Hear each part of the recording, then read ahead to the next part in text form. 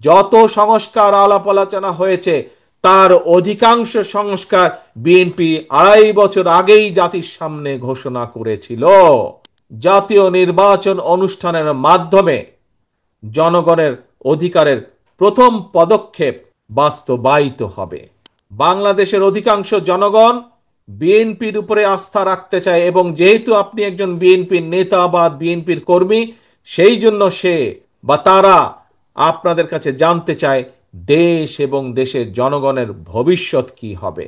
যত সংস্কার আলাপ আলোচনা হয়েছে তার অধিকাংশ সংস্কার বিএনপি 2.5 বছর আগেই জাতির সামনে ঘোষণা করেছিল।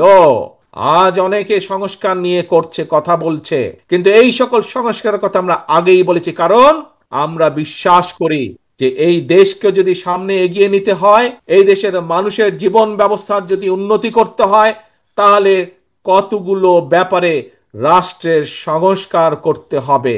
এবং সেই জন্যই আমরা অন্য কেউ চিন্তা করার আগে বিএনপি আপনাদের দলই দেশের সামনে, দেশের মানুষের সামনে সর্বপ্রথম প্রায় 2.5 বছর আগে সংস্কার প্রস্তাব উপস্থাপন করেছি। আমরা স্বৈরাচারকে আমরা বিদায় করেছি, বিতাড়িত করেছি।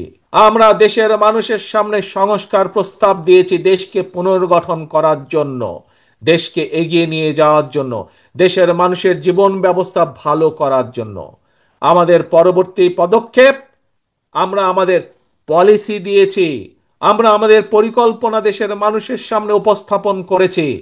এখন আমাদের পরবর্তী পদক্ষেপ জনগণের আস্থা অর্জন করার মাধ্যমে, জনগণের বিশ্বাস অর্জন করার মাধ্যমে আমাদের এই 31 দফা বাস্তবায়ন করা, জাতীয় নির্বাচন অনুষ্ঠানের মাধ্যমে জনগণের অধিকারের প্রথম পদক্ষেপ বাস্তবায়িত হবে।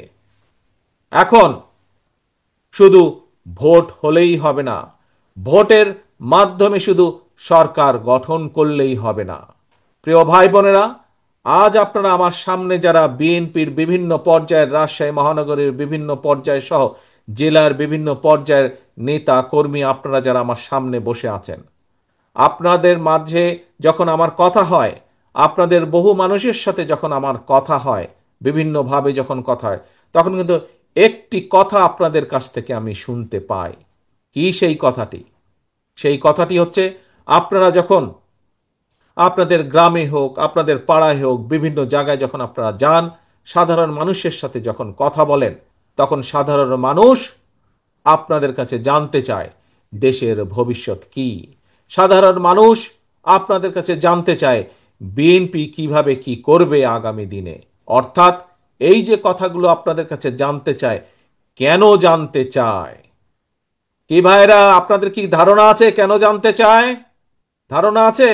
কারণ বাংলাদেশের অধিকাংশ জনগণ বিএনপির উপরে আস্থা রাখতে চায় এবং যেহেতু আপনি একজন বিএনপির নেতা বা বিএনপির কর্মী, সেই জন্য সে বা তারা আপনাদের কাছে জানতে চায় দেশ এবং দেশের জনগণের ভবিষ্যৎ কি হবে।